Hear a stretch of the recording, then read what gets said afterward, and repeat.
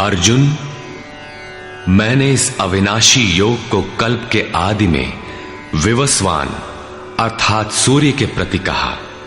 विवस्वान ने मनु से और मनु ने इक्ष्वाकु से कहा। किसने कहा? मैंने। श्री कृष्ण कौन थे? एक योगी, तत्व स्थित महापुरुष ही इस अविनाशी योग को कल्प के आरंभ में अर्थात भजन के आरंभ में विवस्वान अर्थात जो विवश हैं ऐसे प्राणियों से कहता है, सुरा में संचार कर देता है। यहां सूर्य एक प्रतीक है, क्योंकि सुरा में ही वो परम प्रकाश स्वरूप है और वहीं उसके पाने का विधान है। वास्तविक प्रकाशदाता अर्थात सूर्य वहीं है। ये योग अविनाशी है। योगेश्वर श्री कृष्ण ने कहा था कि इसमें आरंभ का नाश नहीं होता। इस योग का आरंभ भर कर दें तो यह पूर्णत्व दिलाकर ही शांत होता है। शरीर का कल्प औषधियों द्वारा होता है, किंतु आत्मा का भजन से होता है। भजन का आरंभ ही आत्मकल्प का आदि है। यह साधन भजन भी किसी महापुरुष की ही देन है। मोह निशा में अचेत आदिम मानव, जिसमें भजन का कोई संस्कार नहीं है, योग के विषय में जिसने कभी सोचा तक नहीं, ऐसा मनुष्य किसी महापुरुष को देखता है तो उनके दर्शन मात्र से, उनकी वाणी से, टूटी फूटी सेवा और सानिध्य से योग के संस्कार उसमें संचारित हो जाते हैं। गोस्वामी तुलसीदास जी इसी को कहते हैं, जे चितिये प्रभु जिन्ह प्रभु हेरे, ते सब भये परम पद जोगु। योगेश्वर श्री कृष्ण कहते हैं कि ये योग मैंने आरंभ में सूर्य से कहा। चक्षोः सूर्यो अजायत। महापुरुष के दृष्टि निक्षेप मात्र से योग के संस्कार सुरा में प्रसारित हो जाते हैं। स्वयं प्रकाश स्ववश परमेश्वर का निवास सबके हृदय में है। सुरा अर्थात श्वास के निरोध से ही उसकी प्राप्ति का विधान है। सुरा में संस्कारों का सृजन ही सूर्य के प्रति कहना है। समय आने पर यह संस्कार मन में स्फुरित होगा। यही सूर्य का मन से कहना है। मन में स्फुरित होने पर महापुरुष के उस वाक्य के प्रति इच्छा जागृत हो जाएगी। यदि मन में कोई बात है तो उसे पाने की इच्छा अवश्य होगी। यही मनु का इक्ष्वाकु से कहना है। लालसा होगी कि वो नियत कर्म करें जो अविनाशी है, जो कर्म बंधन से मोक्ष दिलाता है। ऐसा है तो किया जाए और आराधना गति पकड़ लेती है। गति पकड़कर ये योग कहां पहुंचाता है, इस पर कहते हैं, एवं परंपरा प्राप्तम् इमं राजर्षयो विदुः सकाले नेह महता योगो नष्टः परन्तप। इस प्रकार किसी महापुरुष द्वारा संस्कार रहित पुरुषों की सुरा में, सुरा से मन में, मन से इच्छा में और इच्छा तीव्र होकर क्रियात्मक आचरण में ढलकर ये योग क्रमशः उत्थान करते करते राजर्षि श्रेणी तक पहुंच जाता है। उस अवस्था में जाकर विदित होता है। इस स्तर के साधक में रिद्धियों सिद्धियों का संचार होता है। वो योग इस महत्वपूर्ण काल में इसी लोक अर्थात शरीर में प्रायः नष्ट हो जाता है। इस सीमा रेखा को कैसे पार किया जाए? क्या इस विशेष स्थल पर पहुंचकर सभी नष्ट हो जाते हैं? श्री कृष्ण कहते हैं, नहीं, जो मेरा आश्रित है, मेरा प्रिय भक्त है, अनन्य सखा है, वो नष्ट नहीं होता।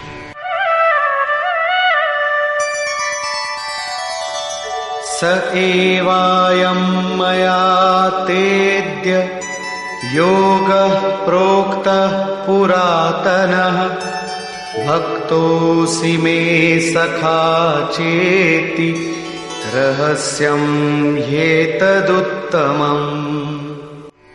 वो ही ये पुरातन योग अब मैंने तेरे लिए वर्णन किया है, क्योंकि तू मेरा भक्त और सखा है और ये योग उत्तम रहस्यपूर्ण है। अर्जुन क्षत्रिय श्रेणी का साधक था, राजर्षि की अवस्था वाला था, जहां रिद्धियों सिद्धियों के थपेड़े में साधक नष्ट हो जाता है। इस काल में भी योग कल्याण की मुद्रा में ही है, किंतु प्रायः साधक यहां पहुंचकर लड़खड़ा जाते हैं। ऐसा अविनाशी किंतु रहस्यमय योग श्री कृष्ण ने अर्जुन से कहा, क्योंकि नष्ट होने की अवस्था में अर्जुन था ही। क्यों कहा? इसलिए कि तू मेरा भक्त है, अनन्य भाव से मेरे आश्रित है, प्रिय है, सखा है। जिस परमात्मा की हमें चाह है, वो सद्गुरु परमात्मा आत्मा से अभिन्न होकर जब निर्देशन देने लगे, तभी वास्तविक भजन आरंभ होता है। यहां प्रेरक की अवस्था में परमात्मा और सद्गुरु एक दूसरे के पर्याय हैं। जिस सतह पर हम खड़े हैं, उसी स्तर पर जब स्वयं प्रभु हृदय में उतर आए, रोकथाम करने लगे, डगमगाने पर संभालें, तभी मन वश में हो पाता है। मन बस होई तबही जब प्रेरक प्रभु बरजे। जब तक इष्ट देव रथी होकर आत्मा से अभिन्न होकर प्रेरक के रूप में खड़े नहीं हो जाते, तब तक सही मात्रा में इस पथ में प्रवेश ही नहीं होता। वो साधक प्रत्याशी अवश्य है, लेकिन भजन उसके पास कहां? पूज्य गुरुदेव भगवान कहा करते थे, हो हम कई बार नष्ट होते होते बच गए, भगवान ने ही बचा लिया। भगवान ने ऐसे समझाया, ये कहा। हमने पूछा, महाराज जी क्या भगवान भी बोलते हैं, बातचीत करते हैं? बोले, हां हो, भगवान ऐसे बतियावत हैं जैसे हम तुम बतियाई, घंटों बतियाई और क्रम न टूटे। हमें उदासी हुई और आश्चर्य भी कि भगवान कैसे बोलते होंगे, ये तो बड़ी नई बात है। कुछ देर बाद महाराज जी बोले, काहे घबराता है, तो हूं से बतियाई हैं। अक्षरशः सत्य था उनका कथन, और यही सख्य भाव है। सखा की तरह वे निराकरण करते रहें, तभी इस नष्ट होने वाली स्थिति से साधक पार हो पाता है। अभी तक योगेश्वर श्री कृष्ण ने किसी महापुरुष द्वारा योग के आरंभ, इसमें आने वाले व्यवधान, उससे पार पाने का रास्ता बताया। इस पर अर्जुन ने प्रश्न किया। अर्जुन उवाच,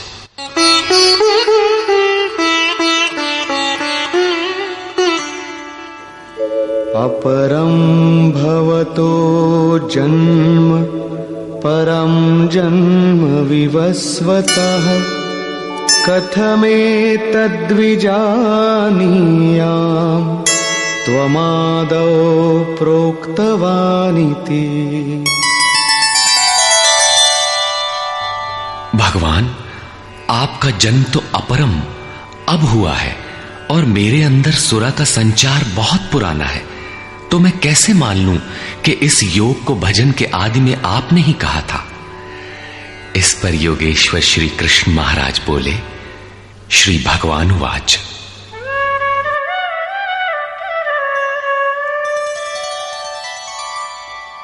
बहूनि मे व्यतीतानि जन्मानि तव चार्जुन तान्यहं वेद सर्वाणि न त्वं वेत्थ परन्तप।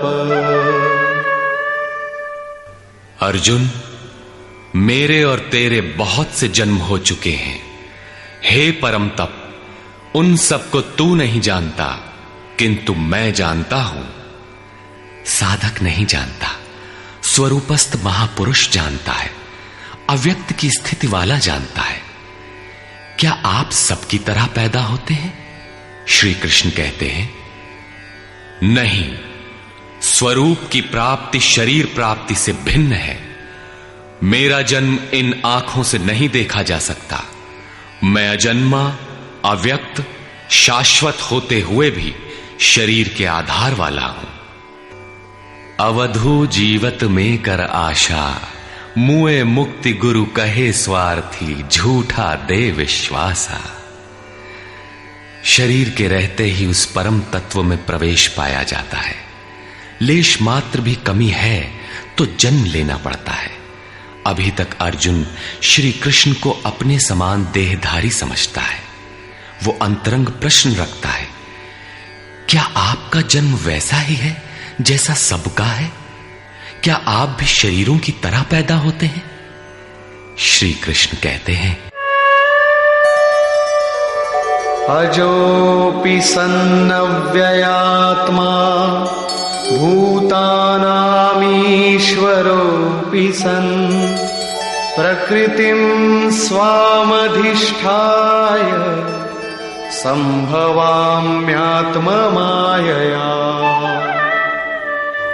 मैं विनाश रहित, पुनः जन्म रहित और समस्त प्राणियों के स्वर में संचारित होने पर भी अपनी प्रकृति को अधीन करके आत्म माया से प्रकट होता हूं।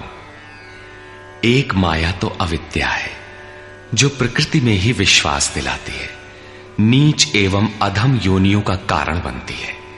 दूसरी माया है आत्म माया जो आत्मा में प्रवेश दिलाती है, स्वरूप के जन्म का कारण बनती है। इसी को योग माया भी कहते हैं, जिससे हम विलग हैं। उस शाश्वत स्वरूप से ये जोड़ती है, मिलन कराती है। उस आत्मिक प्रक्रिया द्वारा मैं अपनी त्रिगुणमयी प्रकृति को अधीन करके ही प्रकट होता हूं। प्रायः लोग कहते हैं कि भगवान का अवतार होगा तो दर्शन कर लेंगे। श्री कृष्ण कहते हैं कि ऐसा कुछ नहीं होता कि कोई दूसरा देख सके। स्वरूप का जन्म पिंड रूप में नहीं होता। श्री कृष्ण कहते हैं, योग साधना द्वारा, आत्म माया द्वारा अपनी त्रिगुणमयी प्रकृति को स्ववश करके मैं क्रमशः प्रकट होता हूं। लेकिन किन परिस्थितियों में? यदा यदा हि धर्मस्य ग्लानिर्भवति भारत, अभ्युत्थानमधर्मस्य तदात्मानं सृजाम्यहम्। हे अर्जुन, जब जब परम धर्म परमात्मा के लिए हृदय ग्लानि से भर जाता है, जब अधर्म की वृद्धि से भाविक पार पाते नहीं देखता, तब मैं आत्मा को रचने लगता हूं। जब आपका हृदय अनुराग से पूरित हो जाए, उस शाश्वत धर्म के लिए गदगद गिरा नयन बह नीरा की स्थिति आ जाए, जब प्रयत्न करके भी अनुरागी अधर्म का पार नहीं पाता, ऐसी परिस्थिति में मैं अपने स्वरूप को रचता हूं। अर्थात भगवान का आविर्भाव केवल अनुरागी के लिए है और यह अवतार किसी भाग्यवान साधक के अंतराल में होता है। आप प्रकट होकर करते क्या हैं? परित्राणाय साधूनां विनाशाय च दुष्कृतां, धर्म संस्थापनार्थाय संभवामि युगे युगे। अर्जुन, साधूनां परित्राणाय, परम साध्य एकमात्र परमात्मा है, जिसे साध लेने पर कुछ भी साधना शेष नहीं रह जाती। उस साध्य में प्रवेश दिलाने वाले विवेक, वैराग्य, शम दम इत्यादि दैवी संपद को निर्विघ्न प्रवाहित करने के लिए तथा दुष्कृताम, जिससे दूषित कार्य रूप लेते हैं, उन काम क्रोध राग द्वेषादि विजातीय प्रवृत्तियों को समूल नष्ट करने के लिए तथा धर्म को भली प्रकार स्थिर करने के लिए मैं युग युग में प्रकट होता हूं। युग का तात्पर्य सतयुग, त्रेता, द्वापर में नहीं। युग धर्मों का उतार चढ़ाव मनुष्यों के स्वभाव पर है। युग धर्म सदैव रहे हैं। मानस में संकेत है, नित जुग धर्म हो ही सब केरे, हृदय राम माया के प्रेरे। युग धर्म सभी के हृदय में नित्य होते रहते हैं। अविद्या से नहीं बल्कि विद्या से, राम माया की प्रेरणा से हृदय में होते हैं। जिसे प्रस्तुत श्लोक में आत्म माया कहा गया है, वही है राम माया। हृदय में राम की स्थिति दिला देने वाली, राम से प्रेरित है वो विद्या। कैसे समझा जाए कि अब कौन सा युग कार्य कर रहा है? तो शुद्ध सत्व समता विज्ञाना, कृत प्रभाव प्रसन्न मन जाना। जब हृदय में शुद्ध सत्व गुण ही कार्यरत हो, राजस तथा तामस दोनों गुण शांत हो जाएं, विषमताएं समाप्त हो गई हों, जिसका किसी से द्वेष न हो, विज्ञान हो अर्थात इष्ट से निर्देशन लेने और उस पर टिकने की क्षमता हो, मन में प्रसन्नता का पूर्ण संचार हो, जब ऐसी योग्यता आ जाए तो सतयुग में प्रवेश मिल गया। इसी प्रकार दो अन्य युगों का वर्णन किया और अंत में तामस बहुत रजो गुण थोरा, कलि प्रभाव विरोध चहु ओरा।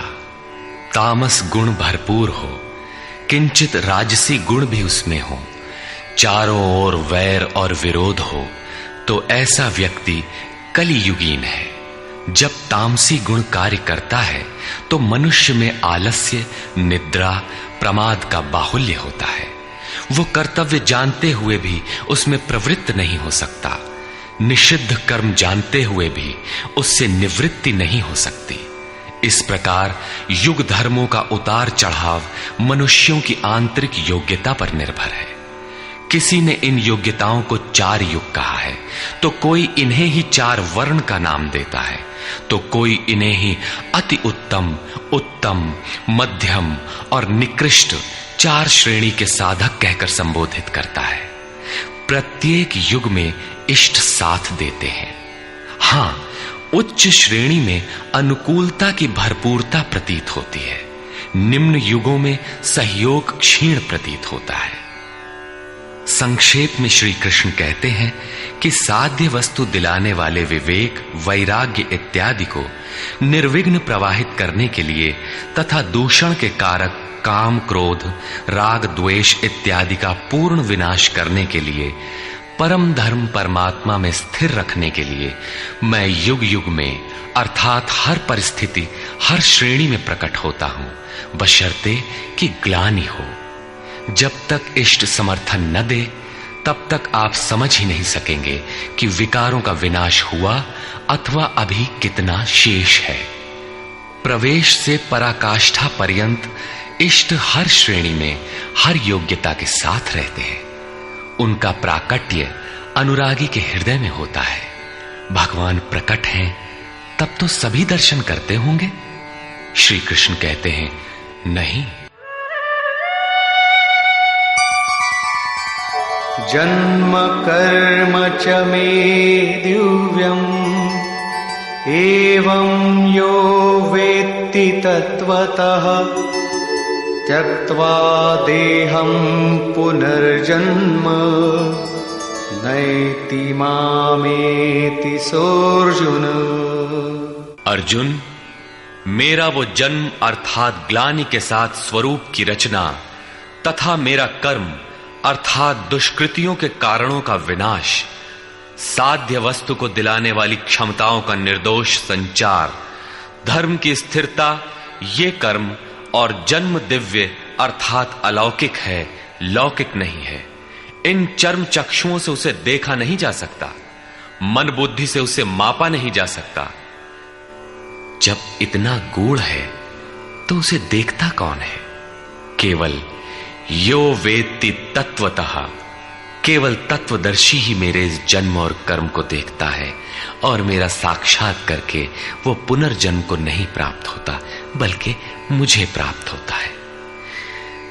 जब तत्वदर्शी ही भगवान के जन्म और कार्य को देख पाता है तो लोग लाखों की संख्या में भीड़ लगाए क्यों खड़े हैं कि कहीं अवतार होगा तो दर्शन करेंगे। क्या आप तत्वदर्शी हैं? महात्मा वेश में आज भी विविध तरीके से, मुख्यतः महात्मा वेश की आड़ में बहुत से लोग प्रचार करते फिरते हैं कि वे अवतार हैं, या उनके दलाल प्रचार कर देते हैं। लोग भेड़ की तरह अवतार को देखने टूट पड़ते। किंतु श्री कृष्ण कहते हैं कि केवल तत्वदर्शी ही देख पाता है। अब तत्वदर्शी किसे कहते हैं?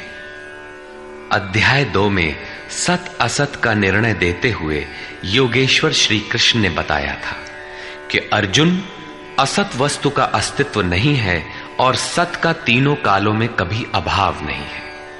तो क्या आप ऐसा कहते हैं? बताया उन्होंने, नहीं, तत्वदर्शियों ने इसे देखा, न किसी भाषाविद ने देखा, न किसी समृद्धिशाली ने देखा। यहां पुनः बल देते हैं कि मेरा आविर्भाव तो होता है, लेकिन उसे तत्वदर्शी ही देख पाता है। तत्वदर्शी एक प्रश्न है। ऐसा कुछ नहीं कि 5 तत्व हैं, 25 तत्व हैं, इनकी गणना सीख ली और हो गए तत्वदर्शी। श्री कृष्ण ने आगे बताया कि आत्मा ही परम तत्व है। आत्मा परम से संयुक्त होकर परमात्मा हो जाता है। आत्म साक्षात्कार करने वाला ही इस आविर्भाव को समझ पाता है। सिद्ध है कि अवतार किसी विरही अनुरागी के हृदय में होता है। आरंभ में उसे वो समझ नहीं पाता कि हमें कौन संकेत देता है, कौन मार्गदर्शन करता है, किंतु परम तत्व परमात्मा के दर्शन के साथ ही वो देख पाता है, समझ पाता है और फिर शरीर को त्याग कर पुनर्जन्म को प्राप्त नहीं होता। श्री कृष्ण ने कहा कि मेरा जन्म दिव्य है, इसे देखने वाला मुझे प्राप्त होता है। तो लोगों ने उनकी मूर्ति बना ली, पूजा करने लगे, आकाश में कहीं उनके निवास की कल्पना कर ली। ऐसा कुछ नहीं है। उन महापुरुषों का आशय केवल इतना था कि यदि आप निर्धारित कर्म करें तो पाएंगे कि आप भी दिव्य हैं। आप जो हो सकते हैं वो मैं हो गया हूं। मैं आपकी संभावना हूं, आपका ही भविष्य हूं। अपने भीतर आप जिस दिन ऐसी पूर्णता पा लेंगे तो आप भी वही होंगे जो श्री कृष्ण है। जो श्री कृष्ण का स्वरूप है वही आपका भी हो सकता है। अवतार कहीं बाहर नहीं होता। हां, यदि अनुराग पूरित हृदय हो तो आपके भीतर भी अवतार की अनुभूति संभव है। वे आपको प्रोत्साहित करते हैं कि बहुत से लोग इस मार्ग पर चलकर मेरे स्वरूप को प्राप्त कर चुके हैं। वीतराग भय क्रोधा मन्मया मामुपाश्रिताः बहवो ज्ञान तपसा पूता मद्भावमागता। राग और विराग दोनों से परे वीतराग तथा इसी प्रकार भय अभय, क्रोध अक्रोध दोनों से परे अनन्य भाव से अर्थात अहंकार रहित मेरे शरण हुए बहुत से लोग ज्ञान तप से पवित्र होकर मेरे स्वरूप को प्राप्त हो चुके हैं। अब ऐसा होने लगा हो, ऐसी बात नहीं है। यह विधान सदैव से रहा है। बहुत से पुरुष इसी प्रकार से मेरे स्वरूप को प्राप्त हो चुके हैं। किस प्रकार?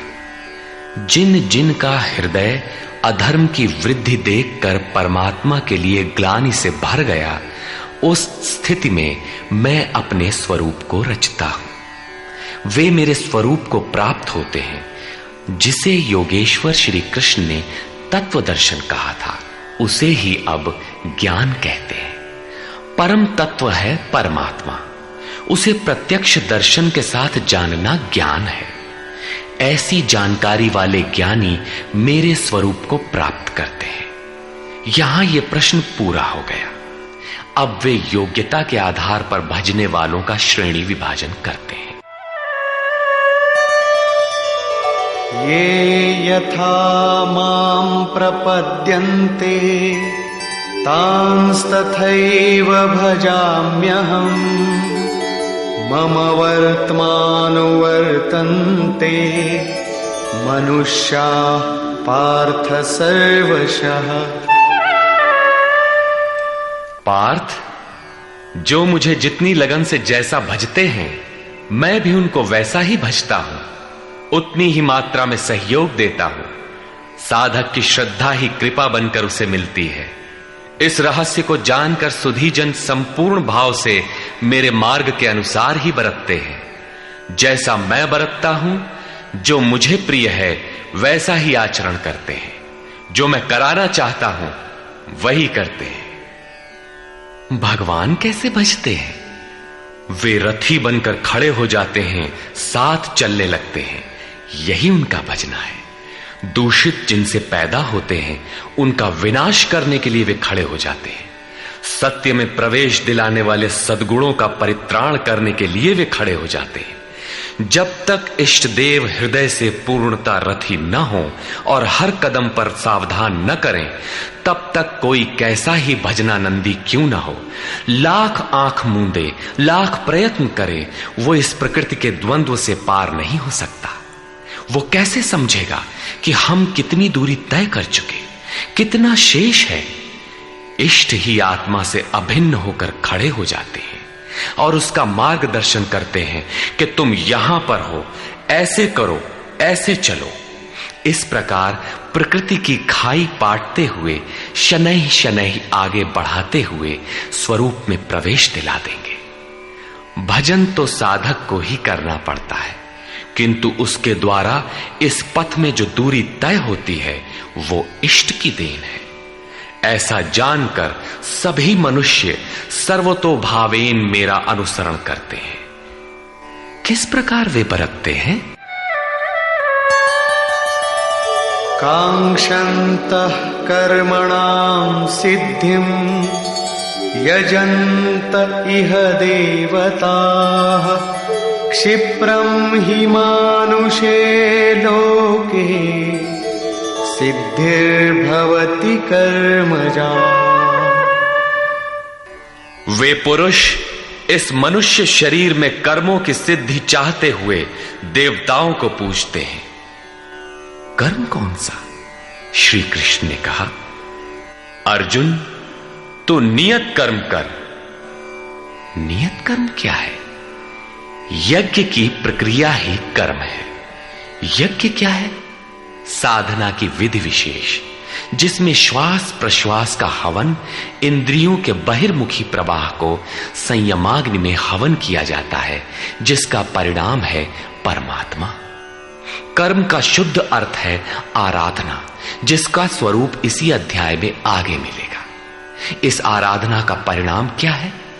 संसिद्धिम, परम सिद्धि परमात्मा, यान्ति ब्रह्म सनातनम, शाश्वत ब्रह्म में प्रवेश, परम नैष्कर्म्य की स्थिति। श्री कृष्ण कहते हैं, मेरे अनुसार बरतने वाले लोग इस मनुष्य लोक में कर्म के परिणाम परम नैष्कर्म्य सिद्धि के लिए देवताओं को पूजते हैं, अर्थात दैवी संपत्ति को बलवती बनाते हैं।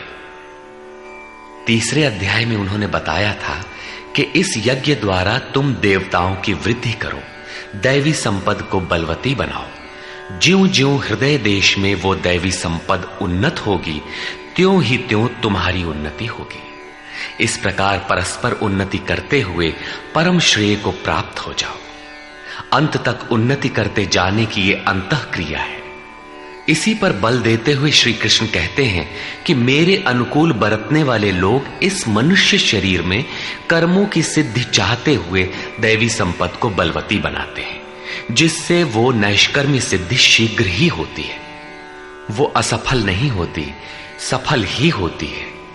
शीघ्र का तात्पर्य, क्या कर्म में प्रवृत्ति होते ही तत्क्षण ये परम सिद्धि मिल जाती है? श्री कृष्ण कहते हैं, नहीं, इस सोपान पर क्रमशः चढ़ने का विधान है। कोई छलांग लगाकर भावातीत ध्यान जैसा चमत्कार नहीं होता। इस पर देखें, चातुर्वर्ण्यं मया सृष्टं गुणकर्म विभागशः तस्य कर्तारमपि मां विद्य कर्तारमव्ययम्। अर्जुन, चातुर्वर्ण्यम मया सृष्टम, 4 वर्णों की रचना मैंने की। तो क्या मनुष्यों को 4 भागों में बांट दिया? श्री कृष्ण कहते हैं, नहीं, गुण कर्म विभागशः, गुणों के माध्यम से कर्म को 4 भागों में बांटा। गुण एक पैमाना है, मापदंड है।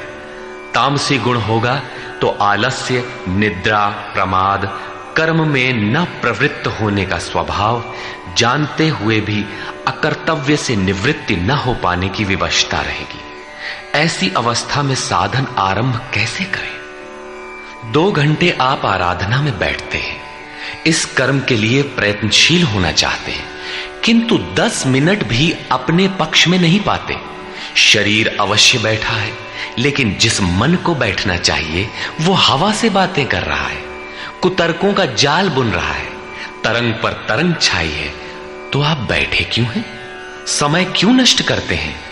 उस समय केवल परिचर्यात्मकम कर्म शूद्रस्यापि स्वभावजम, जो महापुरुष अव्यक्त की स्थिति वाले हैं, अविनाशी तत्व में स्थित हैं, उनकी तथा इस पथ पर अग्रसर अपने से उन्नत लोगों की सेवा में लग जाओ। इससे दूषित संस्कार शमन होते जाएंगे, साधना में प्रवेश दिलाने वाले संस्कार सबल होते जाएंगे। क्रमशः तामसी गुण न्यून होने पर राजसी गुणों की प्रधानता तथा सात्विक गुण के स्वल्प संचार के साथ साधक की क्षमता वैश्य श्रेणी की हो जाती है। उस समय वही साधक इंद्रिय संयम, आत्मिक संपत्ति का संग्रह स्वभावतः करने लगेगा।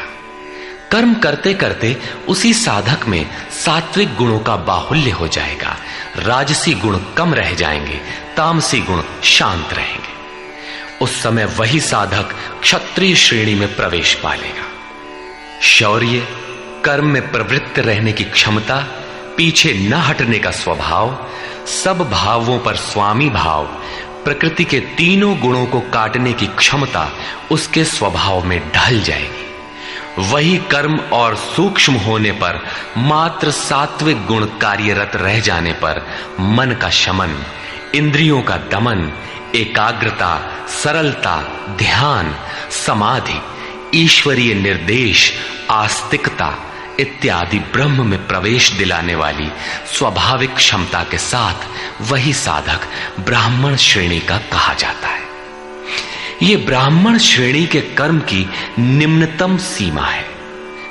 जब वही साधक ब्रह्म में स्थित हो जाता है, उस अंतिम सीमा में वो स्वयं में न ब्राह्मण रहता है, न क्षत्रिय, न वैश्य, न शूद्र, किंतु दूसरों के मार्गदर्शन हेतु वही ब्राह्मण है। कर्म एक ही है, नियत कर्म आराधना। अवस्था भेद से इसी कर्म को ऊंची नीची 4 सीढ़ियों में बांटा। किसने बांटा? किसी योगेश्वर ने बांटा, अव्यक्त स्थिति वाले महापुरुष ने बांटा। उसके कर्ता मुझ अविनाशी को अकर्ता ही जान। क्यों?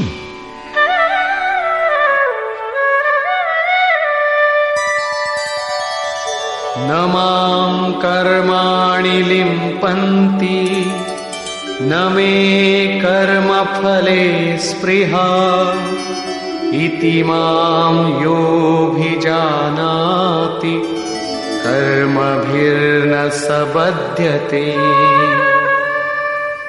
क्योंकि कर्मों के फल में मेरी स्पृहा नहीं है। कर्मों का फल क्या है? श्री कृष्ण ने पीछे बताया था कि यज्ञ जिससे पूरा होता है उस क्रिया का नाम कर्म है, और पूर्ति काल में यज्ञ जिसकी रचना करता है उस ज्ञानामृत को पान करने वाला शाश्वत सनातन ब्रह्म में प्रवेश पा लेता है। कर्म का परिणाम है परमात्मा। उस परमात्मा की चाह भी अब मुझे नहीं है, क्योंकि वो मुझसे भिन्न नहीं है। मैं अव्यक्त स्वरूप हूं, उसी की स्थिति वाला हूं। अब आगे कोई सत्ता नहीं जिसके लिए इस कार्य पर स्नेह रखूं। इसलिए कर्म मुझे लिपायमान नहीं करते, और इसी स्तर से जो भी मुझे जानता है, अर्थात जो कर्मों के परिणाम परमात्मा को प्राप्त कर लेता है, उसे भी कर्म नहीं बांधते। जैसे श्री कृष्ण, वैसे उस स्तर से जानने वाला महापुरुष। एवं ज्ञात्वा कृतं कर्म पूर्वैरपि मुमुक्षुभिः कुरु कर्मैव तस्मात् त्वं पूर्वैः पूर्वतरं कृतम्। अर्जुन, पहले होने वाले मोक्ष की इच्छा वाले पुरुषों द्वारा भी यही जानकर कर्म किया गया। क्या जानकर? यही कि जब कर्मों का परिणाम परमात्मा भिन्न न रह जाए, कर्मों के परिणाम परमात्मा की स्पृहा न रह जाने पर उस पुरुष को कर्म नहीं बांधते। श्री कृष्ण इसी स्थिति वाले हैं, इसलिए वे कर्म से लिपायमान नहीं होते, और उसी स्तर से हम जान लेंगे तो हमें भी कर्म नहीं बांधेगा। जैसा श्री कृष्ण, ठीक उसी स्तर से जो भी जान लेगा, वैसा ही वो पुरुष भी कर्म बंधन से मुक्त हो जाएगा। अब श्री कृष्ण भगवान, महात्मा, अव्यक्त, योगेश्वर या महायोगेश्वर जो भी रहे हों, वो स्वरूप सबके लिए है। यही समझकर पहले के मुमुक्षु पुरुषों ने, मोक्ष की इच्छा वाले पुरुषों ने कर्म पर कदम रखा। इसलिए अर्जुन, तू भी पूर्वजों द्वारा सदा से किए हुए इसी कर्म को कर। यही कल्याण का एकमात्र मार्ग है।